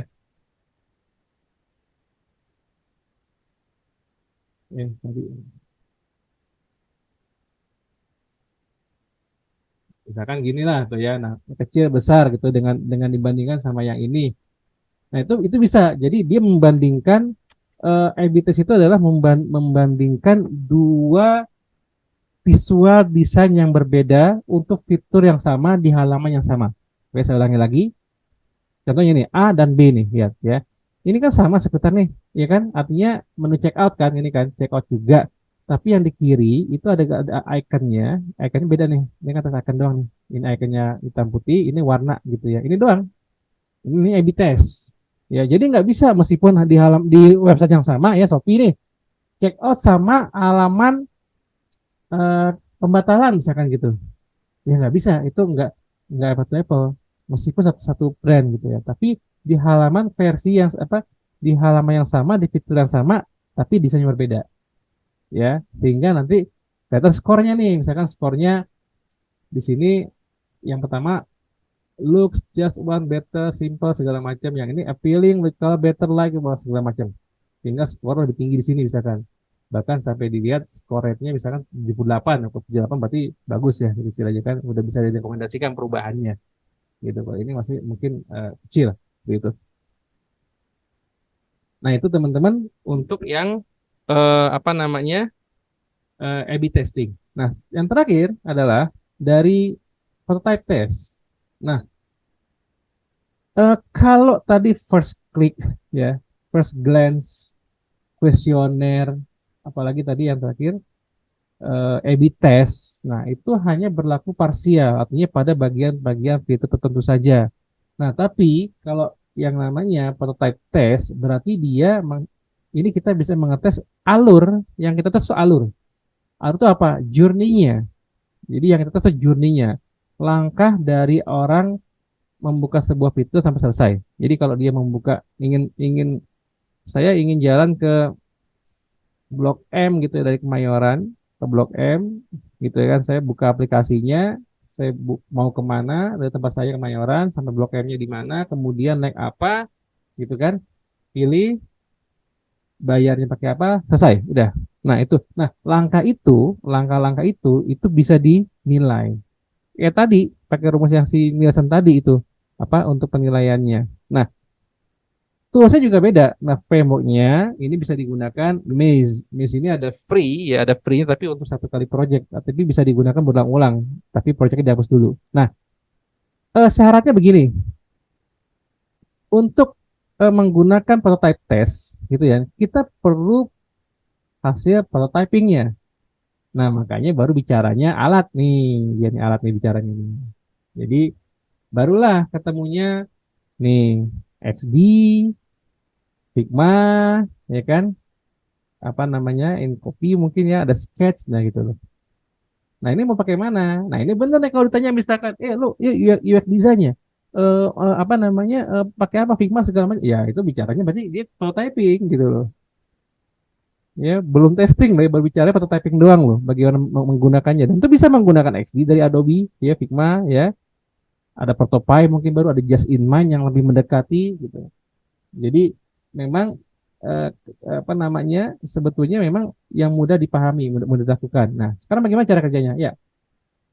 Eh Tujuannya adalah tadi menghemat waktu dan mengurangi masalah di masa akan datang pada tim kerja Anda. Jadi kalau nanti Anda lihat ternyata memang terlalu lama, terlalu panjang prosesnya gitu ya, maka eh, mesti diperbaiki lagi. Contohnya skornya misalkan 68 gitu ya. Nah, ada apa aja di situ ya, kita bisa lihat nanti. Di sini pengguna nyata sebelum membangun ya, oke. Nah, ini bisa menggunakan ini. Nah, yang lainnya nanti kita coba, nanti akan saya tunjukkan. Card sorting, user interview, eye tracking, remote testing, heuristic evaluation, ini yang lainnya banyak sekali tentunya. Tapi yang memang apa namanya sering digunakan adalah menggunakan tadi eh, ya audit, US audit dan EO dan juga Maze. Oke, saya contohkan lagi di sini sebentar. Eh Sebelum kita tanya-tanya jawab. Oke, di dalam UX, ini tadi yang pertama contohnya, ini kedua. Nah, ini adalah first glance nih, atau masih halamannya pas klik ya tadi ini dari teman-teman yang juga mengerjakan peserta ya. Nah, eh, bagaimana tingkat pemahaman Anda terhadap tujuan utama produk ini setelah melihat desain beranda Kenzo? Nah, beranda berarti kan berarti first glance ya, first glance ya. Nah, ini responnya macam-macam dan ya paham, mudah, cukup. Nah, berarti cepat atau tidak, maka ini bisa dibuatkan. Nah, eh, nanti Anda juga bisa set ya hasilnya tadi yang Luna. Nah, ini dia. Ini ada contoh nih di 4 A/B test, click test, question test dan seterusnya ya. Jadi caranya mudah sekali kok. Ya, caranya mudah sekali. Dan kalau Anda buka klik di audit.io ya, Anda bisa langsung klik see how it works gitu ya. Nanti kelihatan nih pertama nih ya, tuh ya, lihat project, kemudian habis itu tim membernya Anda bisa kolaborasi gitu ya dengan tim Anda, kemudian resource-nya ya, utilities-nya, kemudian Seprovanya ya, integration yang lainnya. Ini product update nanti aja. Nah, nanti langsung pilih projectnya apa gitu ya. Nah, di sini Anda bisa lihat contoh misalkan yang A/B test ya, A/B test. A/B test ini ada 101 respon misalkan ya. Kita pengen lihat contohnya hasilnya.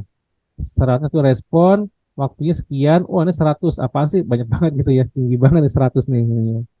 Apa namanya, skornya ya, kita lihat aja ternyata ngebandingin mungkin ya dua tadi ini nih ya paling bagus ini gitu kan tadi ya yang dicontohkan, ternyata hasilnya seperti ini ya.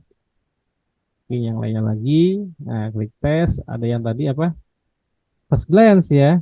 Nah ini bisa kita lihat view research ya, 75 misalkan hasilnya dari yang ini tadi ini. 75 apa sih, kita lihat tadi sama kok tadi yang dituliskan ya. 75 ternyata 75 itu adalah ya ini nih, you can be confident about test result. Nah, ini menjadi landasan kuantitatif ya. Artinya eh selain kualitatif ya, itu juga diakui juga. Misalkan kalau memang bilang pimpinannya bagus, nah, ini cukup bagus sih. Oke, coba deh oke aja kan. Atau pendapat para expert bisa jadi juga. Nah, atau bisa disurvei gitu ya dan seterusnya.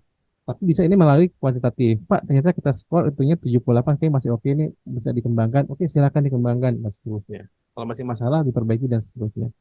Gitu. Dan Baik, ya itu Pak Jeno kira-kira dari saya sementara itu. ya, baik. Terima kasih Pak Adi. Ini ternyata memang eh, agak-agak panjang ya, tapi memang UI UX itu adalah proses ya. Tapi teman-teman Proses tidak usah khawatir. mekanisme Nah, Pak. Ya. mekanisme betul. Jadi artinya teman-teman tetap bisa mengulang dari penjelasan tadi. Baik, Mohon izin, ini ada pertanyaan dari Mbak Nurul Anissa, Pak Adi. Ya. Apakah bisa dicontohkan cara penggunaan salah satu dari tools usability testing? Hmm. Oh Sampai iya, satu dulu, Pak Adi. bentar ya. Bentar dulu, apa lagi? Yang lagi ada lagi? Ada lagi Mas Dimas, ya, Hmm. bagaimana mengurangi misklik yang terjadi ketika pengguna sedang melakukan pengujian aplikasi. Oke, terus itu aja dua dulu Nah, ya. Oke, sementara ya, silakan. oke. Tadi Mbak Nurul, Nurul ya. Oke, Nurul. simpelnya. Baik. Yang paling gampang dengan I/O-nya ya. Jadi Mbak Nurul sudah pernah pakai USIO? Belum pernah, Pak. Nah, jadi nanti buka aja langsung US Audit AO. Nanti biasanya login dan seterusnya. Sorry, sign up juga pakai Google juga bisa gitu ya. Nah, eh, ya nanti menu cuma ini doang kok. Ini ada project, ya project, kemudian ada people, ya ini kalau buat kolaborasi, ini ada learn-nya bagaimana caranya. Nanti di sini bisa bisa juga mengetahui sebelum mengetes baca dulu, ya tapi kalau yang tadi saya jelaskan mungkin udah jelas ya. Apa sih itu first click? Apa sih? Anda bisa baca di sini.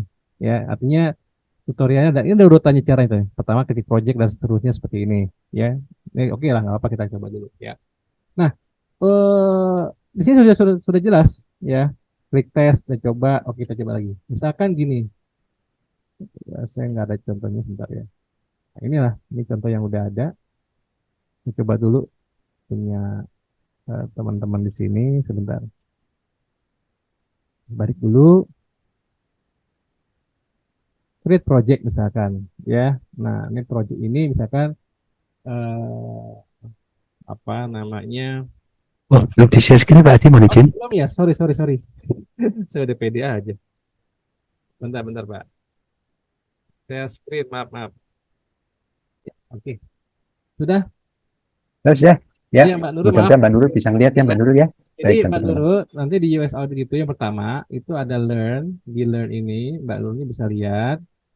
Misalkan di sini bisa pelajari nih, apa tuh A/B test, apa tuh first click, first glance, misalkan first glance lah gitu ya. Nah, nanti ada urutannya nih, caranya misalkan pilih project, habis itu project nanti pilih first glance-nya, habis itu nama tes apa, tesnya apa, kemudian klik konfigurasinya ini untuk berkaitan dengan kayak demografinya apa, siapa segala macam, habis itu nanti langsung bisa dijalankan dan dipilih pilihannya apa, pertanyaannya, ya. Nah, publish, kemudian nanti sampai masukin apa, ininya dan apa namanya, gambarnya, capture-nya, ya udah dipilih konfigurasi tadi dan selesai. Nanti bisa di copy ke manapun, bisa pakai WA, kayak pakai apa ya, email atau linknya ya, dapat linknya. Oke, contohkan lah, contohkan lagi di sini yang simple ya. Oke, tinggal misalkan di create project gitu ya, misalkan di sini homepage gitu ya. Ya, ini objek deskripsinya bisa ditentukan aja, misalkan tes homepage ya. Oke, create project ya.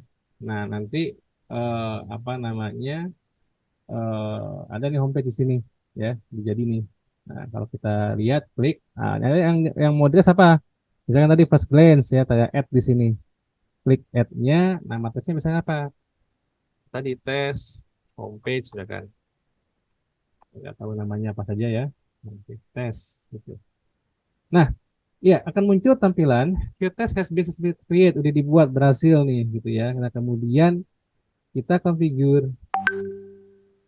Nah, di sini konfigurasinya sebetulnya nanti gambarnya apa yang mau diambil. Contoh ya, saya ambil contoh set harmoni lah misalkan.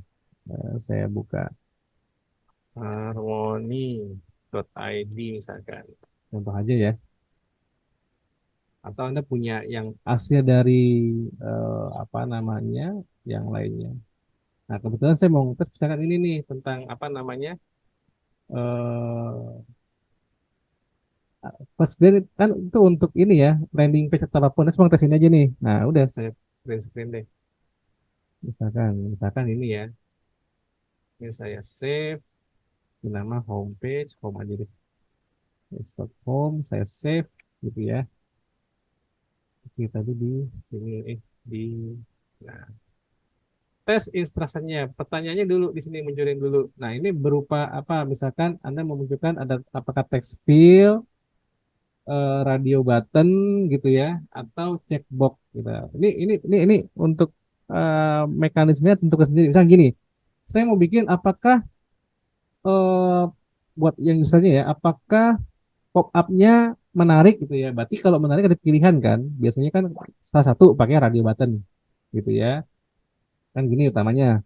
Apakah pop up ini menarik gitu ya.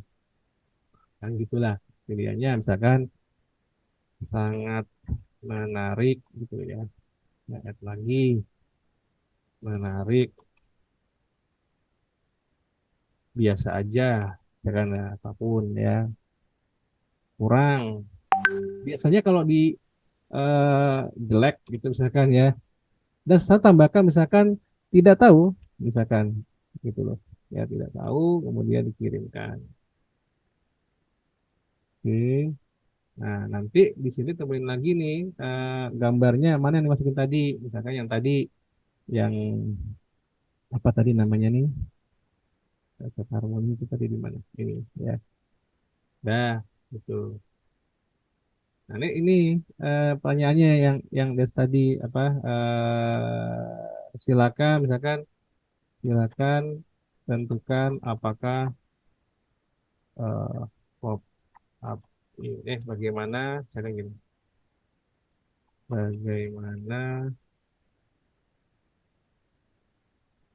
pop up sorry, desain ya nah, ya kan desain lah desain pop up ini gitu misalkan ya oke oke oke dan ya sebenarnya di dulu kadang-kadang ketutupan tutupan terus nih bawahnya jadi agak susah ya kalau anda bisa save atau publish test langsung misalkan istilahnya ya publish test dan ya, prosesnya agak lama dulu ya oke. Nah, ini akan ada begini. Jadi ya nanti ada ini ya, image text-nya gitu ya. Kemudian ini ada sorry, ini pindahin dulu nih. Nah, nanti dilihat kalau misalkan Anda pengen lihat di bawahnya ya, sorry. Nah, edit test configuration lagi ya, mark as complete ya, post test kalau misalkan mau di ini kan ya, ada preview test, saya pengen preview test gitu ya. Klik previewnya. Nah, bikin tes. Nah, ini langsung klik udah kayak gini tes keluarnya nih. Ya nanti linknya pun bisa kita share misalkan udah dilihat sekian detik misalkan biasa aja gitu ya kan saya submit dan seterusnya oke selesai itu nah nanti biasanya eh ini keluar as complete misalkan ya nah, ada pilihannya get participant nah ini dia untuk get participant ditentukan tuh nih yang siapa yang mau diuji ini adalah copy linknya Anda bisa copy nanti ke WA ke mana gitu ya bisa di grup atau ke sosial media untuk itu tapi ini Anda maunya pakai negaranya apa ya Indonesia misalkan gitu ya Indo gitu misalkan terus gendernya misalkan male female gitu ya terus umurnya berapa misalkan dan seterusnya gitu ya misalkan dari sini sampai sini gitu ya dan seterusnya oke dan ya ini kalau mau langsung dikirim ke email sini, tinggal dipaste di sini selesai sentence-nya di kelompok email dan dikirim gitu ya. Kalau misalkan ini copy URL, saya copy ke misalkan chatting di sini juga bisa nih langsung ya. Saya coba paste aja, Anda bisa coba tes tuh hasilnya nanti, silakan aja gitu. Nah, terus oke Pak Jendro itu yang pertama, Mbak Nurul Ya, mungkin terjawab ya. ya, mudah-mudahan sih bisa Hah? bisa Gampang kok makin caranya. ya sebenarnya bisa makin penasaran sebetulnya jawaban Iya. tadi. Jadi Dan yang silakan dicoba. silakan. Insya Allah kita Yang satu lagi ya, siapa Pak tadi? Mas Dimas. Mas Jadi Dimas. mengurangi misklik yang terjadi pengguna sedang melakukan pengujian aplikasi. Ya, mengurangi misklik. Jadi sebaiknya Mas Dimas kalau kita apa ingin apa namanya ya saya dulu ya mengurangi misklik. Ingat ya, yang kita tes ini human, bukan robot. Itu ya, yang kita tes human. Yang pertama kan untuk siapa dulu gitu tesnya. Misalkan kalau tesnya untuk anak-anak ya kemungkinan banyak gitu. Tapi anak-anak sekarang juga jago-jago ya main gamenya udah lancar tangannya gitu ya. Dan kedua, aplikasi itu memang untuk mobile atau untuk web gitu. Artinya kan menggunakan mouse atau touchscreen itu harus bisa dipikirkan juga ya. Aplikasinya by apa nih gitu. Tentukan dulu nih nanti ya, mobile atau web atau dua-duanya. Nah, itu bisa dikasih pertanyaan pilihannya ya kan. Jika Anda menggunakan mobile, hati-hati mengklik ini jika menggunakan. Jadi semacam kayak disclaimer lah seperti itu, Mas ya. Dan bisa juga pastikan misalkan koneksi internet saat menguji itu cepat nggak patah-patah itu pengaruh juga listriknya gitu kan. Jadi banyak faktor yang memang secara teknis dan non teknis gitu. Itu masih Mas kira-kira. Itu Pak Jando. Ya, baik. Oke. Nah, ini memang perlu uji coba ya teman-teman, dalam artian Iya. tadi Pak Adi tadi menyampaikan bahwa masih banyak supporting yang bisa kita dapatkan secara gratis, yang artinya Betul. coba aja dulu, Coba aja istilahnya dulu. Tokopedia, coba aja dulu. Iya, iya. Perkara nanti pendalaman ya, mudah-mudahan ini bisa menjadi pencerahan teman-teman ya. Ternyata memang dalam membuat proses untuk UI ternyata memang ada mekanisme yang tentunya perlu kita pahami. Jadi nggak ujuk-ujuk pakai, ini pakai Figma nih, ini gayusnya pakai Adobe ya, ini kira-kira semacam itu, Adobe News lah, kira-kira semacam itu. Tapi gini teman-teman, ini mungkin teman-teman secara secara keilmuan barangkali ada yang sama sekali baru, atau mungkin sudah pernah mencoba tapi ingin lebih mendalami. Tentu dengan senang hati kami akan akan terus berbagi ilmu tentang kekinian. Nah, oleh karena itu teman-teman, di kolom chat sudah ada feedback form, silahkan teman-teman bisa isi, dan kami terus terus dengan terbuka ya, kira-kira apa yang menjadi eh, kendala teman-teman di UIX, kira-kira semacam itu. Nah, ini nggak terasa ini udah pukul 9, tapi nggak usah khawatir teman-teman. Bila yang ada yang belum paham atau mungkin ingin mengulang, insya Allah kita akan kirimkan lagi di YouTube kami ya, di mana, di website kami ya. Nanti kan teman-teman bisa lihat, dan itu free. Nah, kami kalau perkara ilmu mah banyak free-nya, kira-kira semacam itu. Nah, ini oh ya, ini karena waktu yang sangat terbatas, kami mohon izin saya kembali. Di kolom chat sudah kami sampaikan mengenai webinar, workshop yang pendalaman tentang sebentar, saya screen. Nah, di bulan sebentar. Ya, baik. Di bulan Desember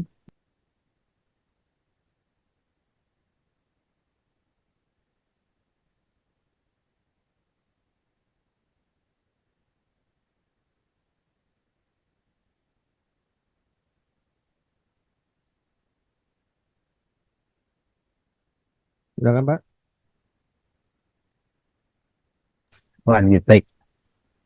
Ya, di sini Mas Sulis Asmaraji ini, beliau udah melanglang buana di banyak baik nasional maupun internasional. Ini berbagi tentang penulisan majalah buku di era sekitar tanggal 5 jam 7 hingga 9 malam. Kemudian tanggal 12 kami juga akan menyelenggarakan workshop. Ini sudah berpengalaman di berbagai perusahaan, dan tentunya juga akan bisa tips-tips yang memberikan tips ke teman-teman pada tanggal 12 Desember. Kira-kira semacam itu. Ya, nanti kami sudah kirimkan di kolom chat juga. Oke. Pak Jando, Yuk. Ya, silakan Pak. Ya, baik. Ini kira-kira semacam itu dari kami. Mudah-mudahan di malam hari ini teman-teman bisa mendapatkan sesuatu yang sedikit ilmu, tapi lebihnya adalah mencoba dan mencoba, kira-kira semacam itu. Baik, terima kasih Pak Adi. Ya. Di malam hari ini bisa berbagi teman-teman. Mudah-mudahan jangan bosan ya, kalau nanti kita segera segera bisa bisa mengerjakan proyek yang teman-teman coba sendiri. Kami tentu akan welcome untuk saling saling berbagi, kira-kira semacam itu. Ya, satu lagi Pak Adi, Ya. mohon bisa disampaikan satu quote buat penyemangat bagi kita semua Pak Adi. Monggo silakan Pak Adi. Oke, baik. Ya, buat teman-teman, mudah-mudahan sekarang sudah cukup jelas ya kalau tanya masalah UI UX itu ada banyak luas sekali dan teman-teman sekalian bisa sudah ngejelasin mungkin secara singkat ya. Tapi pesan saya begini, untuk hal apapun, ketika hal baru apapun ya, ketika terbesit di hati kita itu menarik gitu ya, dan kedepannya kita nggak tahu akan digunakan atau tidak gitu ya, atau besok atau lusa atau apapun, pelajarilah gitu aja. Gitu aja Pak. Ya, baik. Nah, mudah-mudahan bisa apa ya, sedikit nambah ilmu lagi. Nah, selebihnya Baik. tunggu webinar kami selanjutnya. Kira-kira semacam itu. Ya, baik teman-teman. Alhamdulillah malam ini singkat, padat, efisien, berkah pastinya. Insya Allah kita akan ketemu lagi di pertemuan selanjutnya. Jangan lupa teman-teman di kolom chat mengisi feedback form ya. Nanti akan ada apa? Kami bisa mereview apa yang tentu teman-teman butuhkan, kira-kira semacam itu. Demikian dari Harmoni, Pak Adi, terima kasih teman-teman meluangkan waktu untuk Baik. kita bisa bersama, dan jangan bosan untuk berlatih dan terus berkoordinasi dengan kolaborasi dengan Harmoni. Demikian dari Harmoni, tim Harmoni. Terima kasih, mohon maaf bila ada yang kurang optimal. Ya, demikian. Wassalamualaikum warahmatullahi wabarakatuh. Terima kasih Pak Jandro, Pak Daka, terima Sama-sama. kasih teman-teman semua. Terima kasih teman-teman. Terima kasih semuanya. Terima kasih Pak. Terima kasih.